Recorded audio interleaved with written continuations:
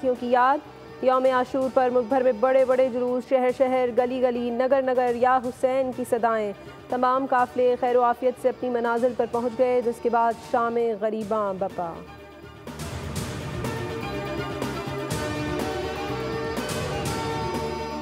नगर पारकर के माया डैम में 12 सयाह फंस गए। अचानक बारिश के बायस सयाह फंसे, 11 सयाहों को रेस्क्यू कर लिया गया। एक लापता, तलाश जारी।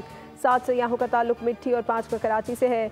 कराची का रिहायशी तलहा 4 घंटे से लापता है। रात के होने के बायस सयाह की तलाश में मुश्किलात का सामना।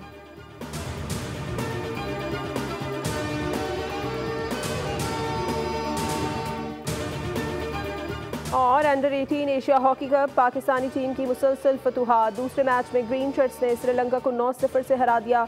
उसामा हैदर की शानदार हैट्रिक, आतिफ अली और अदील ने 2-2 गोल स्कोर किए। जुबैर लतीफ़ और अब्दुल्ला अवान ने एक बार बॉल नेट में पहुंचाई। पाकिस्तान टीम का अगला मैच मंगल को बांग्लादेश से होगा।